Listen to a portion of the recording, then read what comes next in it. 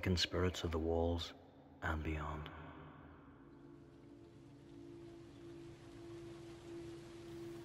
It was a dull, rain-soaked summer's day in Derry. A sizable crowd was gathered at St Columba's Well at the foot of the city's famous walls, named after St Columba, the patron saint of the city who had built the well there centuries before. Its water nourished the early settlers, and from this deep, narrow hole, the small village had expanded out to what it is today.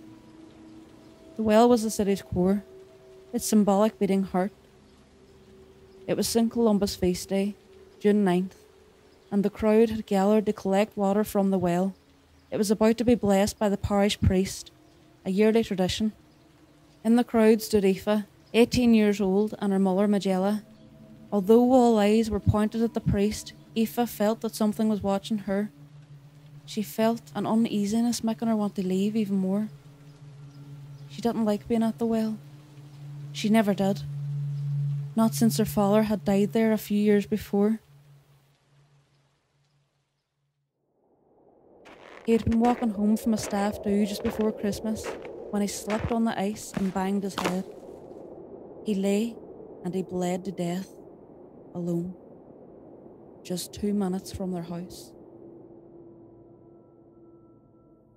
Aoife had never fully believed the events of that night. None of it made sense to her. She thought foul play was involved, but she realised this may have just been grief stopping her from accepting what had happened. But the presence she felt now was sinister. It couldn't be her father's. He was a good man who always protected her. But this felt threatening. When she was a child, her mother had filled her with tales of a spirit that used to roam around the area, apparently the ghost of a prostitute murdered by an unhappy punter in the 17th century. She was then stuffed down the well by him, her body apparently still lying at the bottom of it. It was complete nonsense, of course. Every city had a story like that. A story used to keep children in place when they misbehaved. And it had worked with a young Aoife who slept with the light on at night for 2 weeks when she first heard it.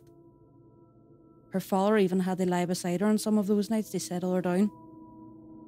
These memories were distant in Aoife's mind as her eyes now scanned around the well. But all she could see was gravel and loose stones, grey and boring. Maybe her mind was playing tricks. Maybe it was too soon for her to be back here.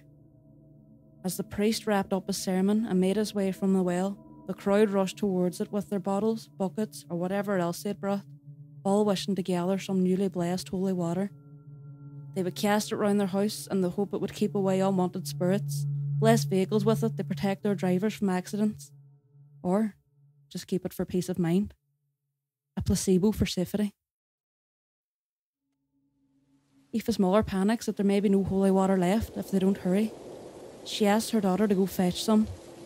Aoife is not impressed as she trudges towards the well, sulking, but wanting to get the mundane task over with as quickly as possible, which proves difficult as a queue has now formed. As Aoife lines up behind some eager away peas, she again feels like she's being watched. She looks around, but again there is nothing. As she stares, the rhythmic sound of the rain hitting the well water heightens. She wants to see something. She will see something. With Aoife's focus so intent on what is, or isn't, in front of her, she forgets what may be behind her. A voice whispers, "Do you know what they did to me?" Aoife freezes in fear. She knows she couldn't have misheard this. It was clear as day. She does not want to turn round to see who or what has uttered these words. She stands still for what feels like a lifetime, trying to catch her breath until she finally musters the bravery to do so. When she turns, Aoife is greeted by the smiling face of a kind-looking elderly woman. The voice couldn't have come from her. Aoife's reached the front of the queue without realising. She walks towards the well and stares down the deep, dark abyss. She has a vision of bloated arms flailing on the surface of the blood-red water and some poor soul struggling for air.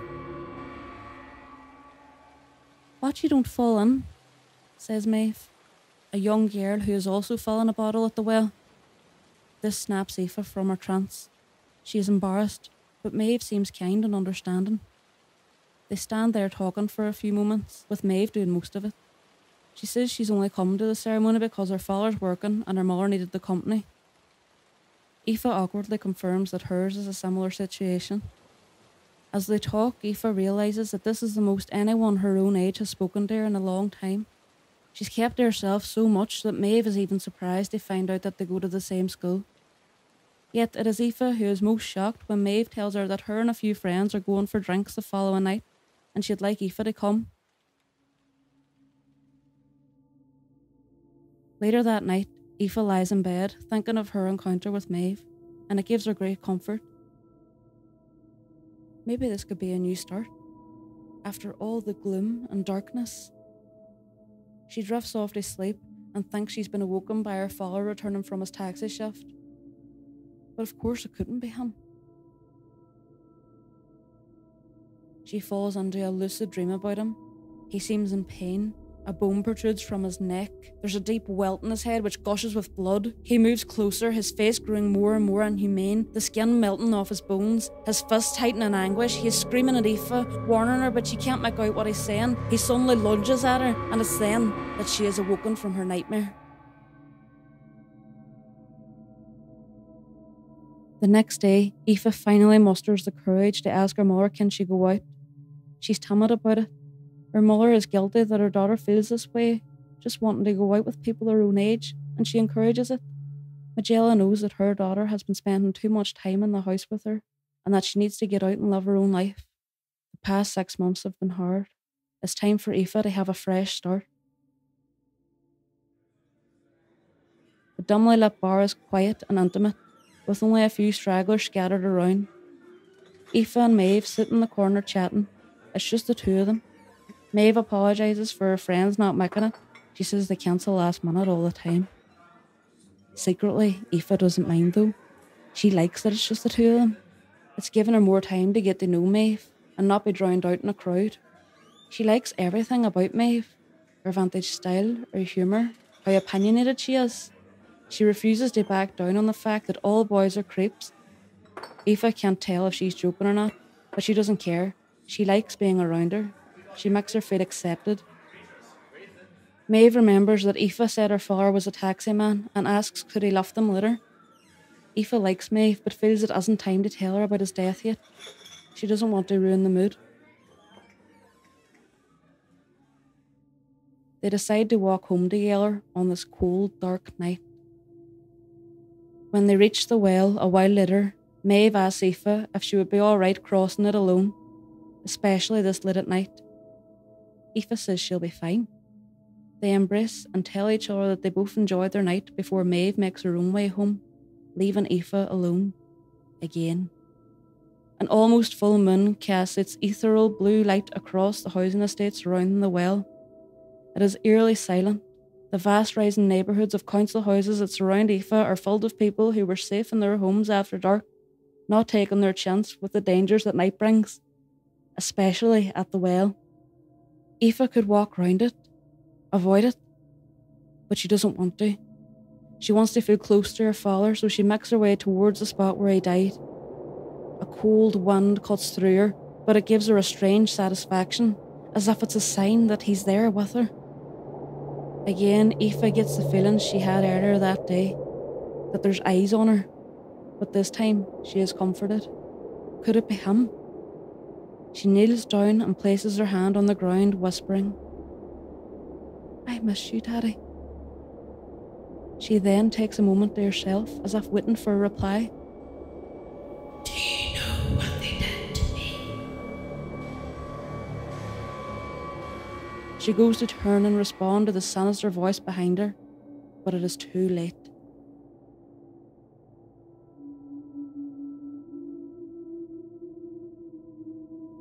Majella sits at her kitchen table, smoking a cigarette.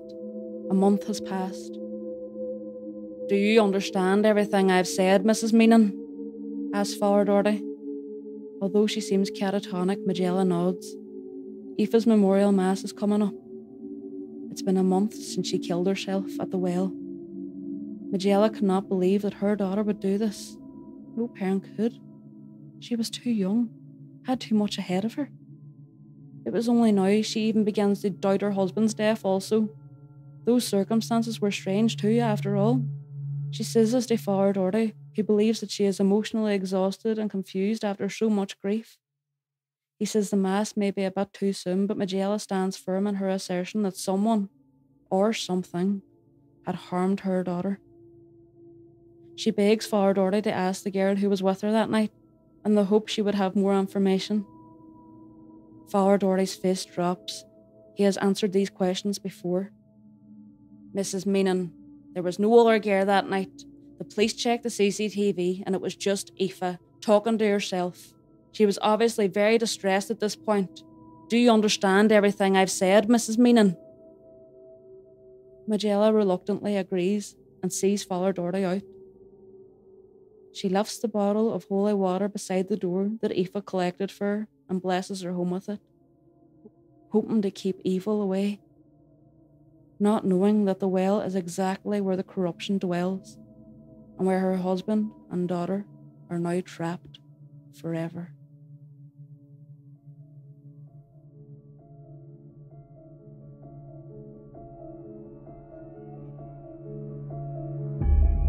In the Well was written by Shan Coyle, performed by Roma Harvey. Original music by Colin Norby. Sound design by Brogan Wakely. Thank you for listening to Awakened Spirits of the Walls and Beyond.